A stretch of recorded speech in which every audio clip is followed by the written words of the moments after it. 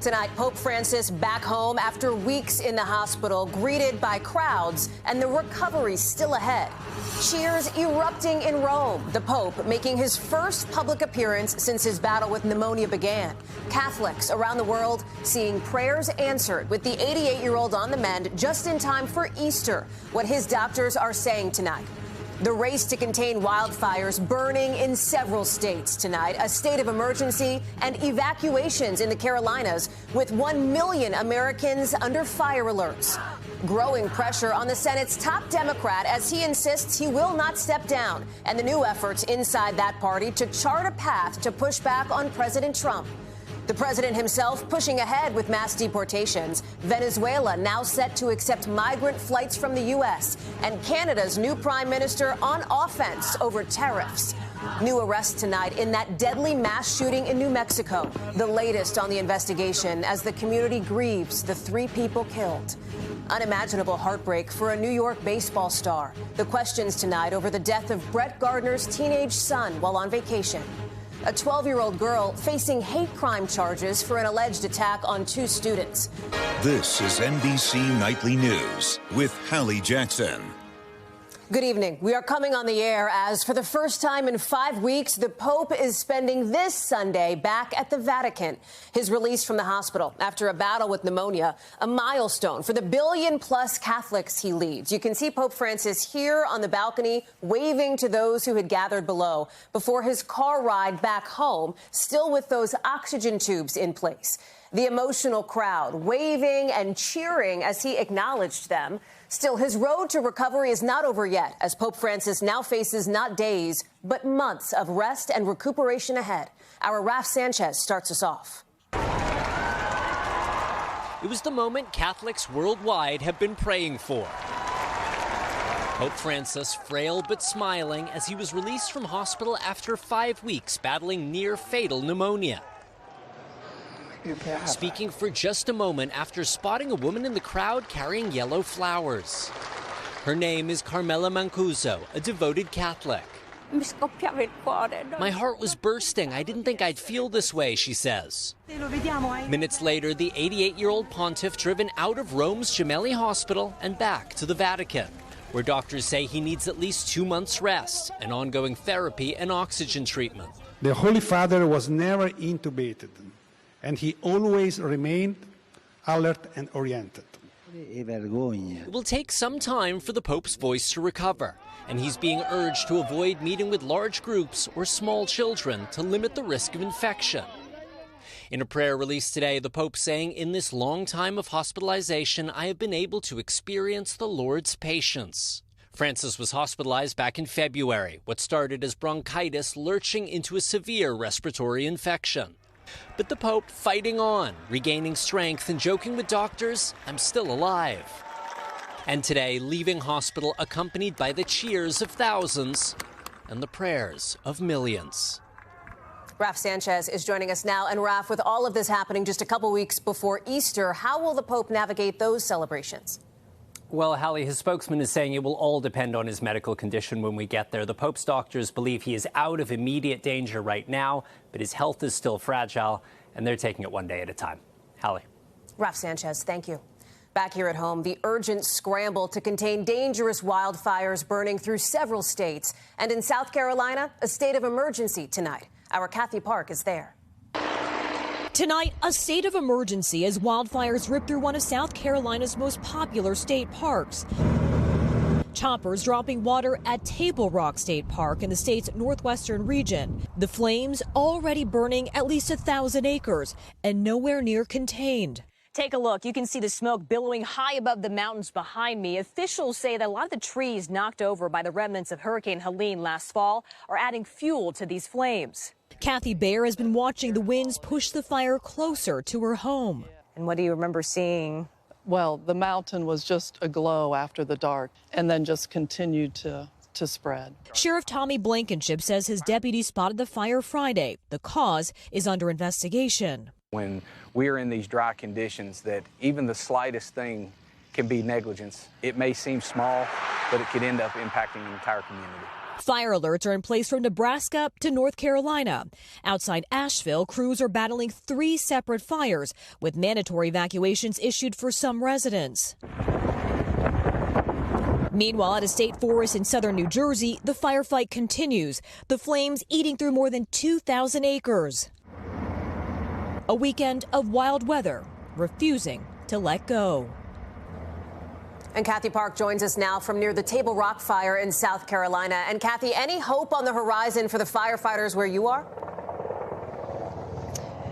So, Hallie, right now the fire is still burning with no containment, and you can still see a whole lot of smoke behind me. But fortunately, rain is in the forecast tomorrow, so crews hope to get an upper hand and finally get this fire under control. Hallie? Kathy Park, thank you.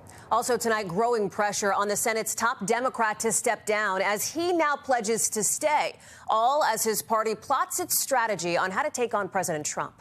Vaughn Hilliard reports. Resign! The people say it's time! Today, protests outside of the Brooklyn home of the Democrats' Senate Minority Leader Chuck Schumer. Chuck, resign! Facing backlash from within his own party over his vote to not shut down the government and instead back the GOP on a government spending deal touted by President Trump. Are you feeling pressure to step down?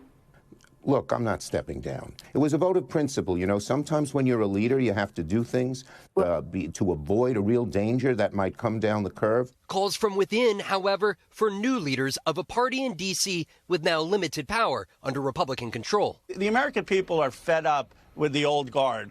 There needs to be a renewal. This weekend out west, if the people of America are going to stand up to Trumpism, tens of thousands gathered for the largest opposition rallies yet against Trump's overhauls in Washington. We are witnessing an oligarchy in America. This as the Trump administration today, according to the Venezuelan government, is set to deport Venezuelan immigrants by flight directly back to Venezuela. A federal judge is preparing to rule on whether the administration violated court orders by sending hundreds of Venezuelans last week to an El Salvador prison, despite questions of whether those deported were members of the gang targeted by ICE, including this man, his lawyer providing his first name as Andre, telling MSNBC's Rachel Maddow he was only an asylum seeker and has no criminal record. Our client has been forcibly removed and disappeared. The White House insists it intends to proceed with mass deportations. We're going to continue to arrest public safety threats and national security threats. The president this week saying he will comply by the judge's orders. Judges would you defy a court order? Because we all know that was I never did defy a court order. And you wouldn't in the future? No, you can't do that. However, we have bad judges. Vaughn Hilliard is joining us now. And Vaughn, also tonight, some new pushback to a high-profile trip to Greenland by the second lady, right? Right, Hallie, and we're now told that National Security Advisor Michael Waltz and Energy Secretary Chris Wright will also join the second lady. But the Prime Minister of Greenland is already expressing anger tonight, saying the U.S. delegation's trip is not just a harmless visit, but a direct provocation to make Americans believe annexation is possible when it's not. Hallie? Vaughn Hilliard at the White House tonight. Thank you. Canada's new prime minister taking on President Trump's trade war. Mark Carney now calling a snap election next month, saying Canadians face the most significant crisis of their lifetimes because of President Trump's tariff threat and his repeated suggestions he wants Canada to become the 51st state. Overseas, Russia launching a massive drone attack ahead of ceasefire talks. Ukrainian officials say strikes from nearly 150 Russian drones killed at least 6 people. Meanwhile, Russia says it shot down nearly 60 Ukrainian drones. The attacks happened just hours before U.S. officials met with Ukrainian negotiators in Saudi Arabia today. Their meeting with the Russian negotiators is set for tomorrow. New developments tonight in that deadly mass shooting at a New Mexico park, with police now making multiple arrests. Camila Bernal has the latest. 3 teens killed in the chaos when an unsanctioned car show in Las Cruces, New Mexico, ended in gunfire Friday night. Run, run, run! Go to my truck! Go to my truck! A fight between 2 groups escalating, people running for their lives. And tonight, police announcing the arrest of 3 juveniles and 20-year-old Tomas Rivas. How did you track down these suspects? I have to give Kudos to my team. They did a phenomenal job, especially with how complicated the scene was in this investigation, all the moving parts. They were able to take witness statements along with some video that we either got on scene or was provided by the community. Meanwhile, a community mourning the tragic loss of 3 teenagers. 16-year-old Andrew Madrid loved playing baseball. 18-year-old Jason Gomez seen here in this family video. And 19-year-old Dominic Estrada went to the church led by Pastor Carlos Ivan Alvarez. It has been a devastating weekend for our community. Right now, it's time to bring strength and comfort to hurting people. A community now grappling with how to move forward after this senseless act. Camila Bernal, NBC News. Some heartbreaking news out of the sports world tonight. Former New York Yankees star Brett Gardner revealing his 14-year-old son, Miller, died in his sleep unexpectedly Friday after getting sick on vacation. Gardner and his wife shared that several other family members on the trip also became sick, saying they have so many questions and so few answers right now. Also tonight, a 12-year-old girl in Connecticut is now facing hate crime charges, accused of attacking 2 Muslim students. Maya Eaglin reports. At this middle school in Waterbury, Connecticut, students and staff on edge after a fight that left twin 7th graders, both Muslims, injured, and a 12-year-old girl charged with a hate crime. Well, it's horrific. Farhan Memon is the chairman of Connecticut's Council on American Islamic Relations and has been in touch with the family of the victims. How are those 2 girls doing today? Well, it took them 2 weeks to get back to school because there's lots of fear about going back to the same building in which they were attacked.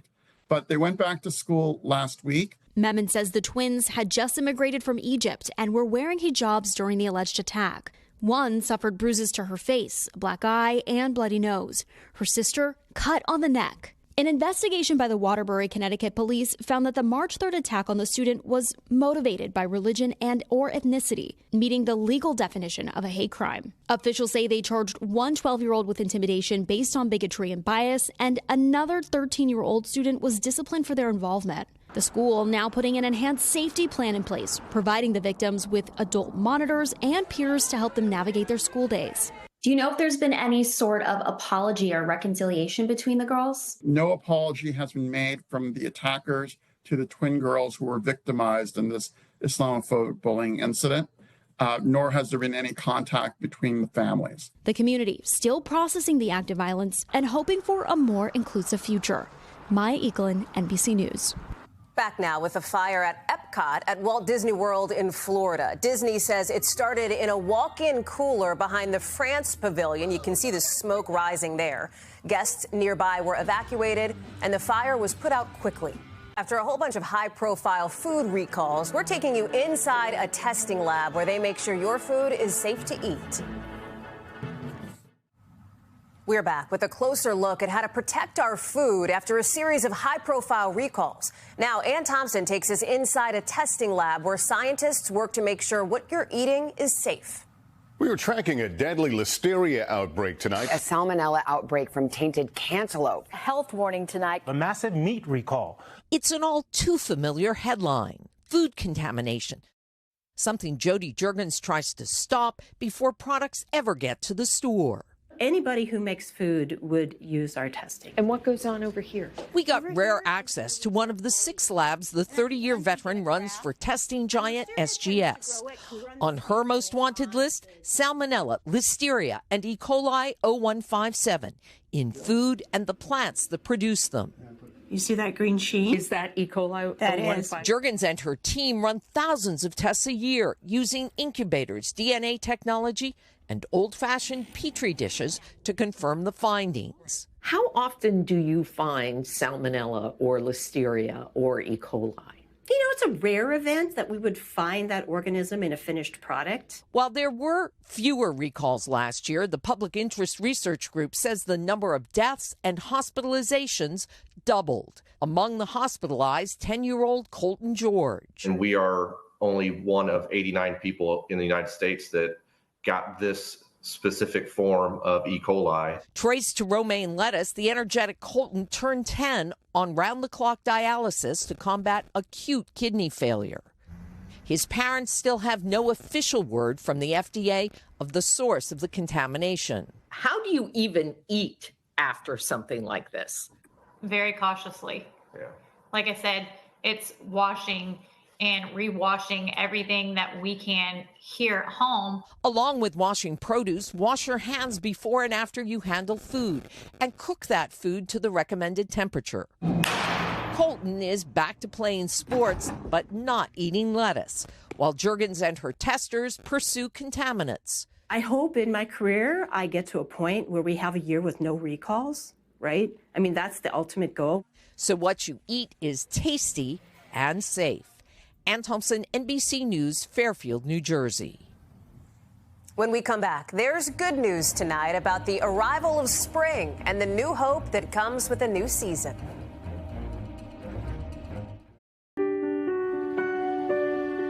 There's good news tonight on this first weekend of spring about new possibilities and having something to look forward to. It's a time of blossoms and new beginnings. A nation weary of winter now waking up to spring. I see no matter how the temperature changes, no matter what the news says, no matter what happens, the buds are coming out. I'm looking forward to kind of just the sun for spring. I'm looking forward to getting out and about, not having to wear a bunch of clothes. I'm really excited for it to start warming up. This new season, jump-starting joy. I'm looking forward to going to the Yankees. I'm looking forward to everything blooming in New York. I am looking forward to the weather changing and taking long walks with my dogs. It's fantastic. It reminds you that there are good things in the world. And love is blooming, too. My long-distance girlfriend recently moved into the city, so I'm excited to spend more time with her in person. Seeing my granddaughters makes me very, very happy. Coming up is my daughter's second birthday. My partner and I worked through IVF to be able to have her, so I love her very much, Clover Ray. It's a time for celebrating connections. I made a new best friend who's an international student from Spain. Something that uplifts me is my friends and family and seeing them every day. The winter thaw melting into new memories. My best friend and I, Kevin, we checked off a bucket list item and played golf out at Pebble Beach. Springtime bursting with so much possibility. I'm going to move to New York City and hopefully get cast on Broadway. The thing I'm looking forward to is creating more health and abundance of health in my life. I'm looking forward to spring and taking my daughter out, and I feel like this is the year where she'll experience the spring for the first time. And so many proud moments. I got accepted to medical school. Wow. Straight A's. Straight A's, I got straight A's. I got accepted into my dream college, so I'm really looking forward to that. Something that's good that's happened to us recently is that we're performing Carnegie Hall. Also welcoming the warmer weather, our very best friends. Seeing the dogs, petting the dogs, that makes me really happy. This little one, this Paddington bear right here, how can a dog not bring you joy? Longer days mean more light and more warmth. A hopeful reminder to make the most of every precious moment. You know, happiness is inside. It's the joy of being alive, the joy of connecting. In fact, I have tears in my eyes just saying that. I feel so grateful to be alive and to be here. A nice reminder this spring to look for the good. That's Nightly News for this Sunday. Lester will be back tomorrow. I'm Hallie Jackson. For all of us here at NBC, thanks for watching and have a great week.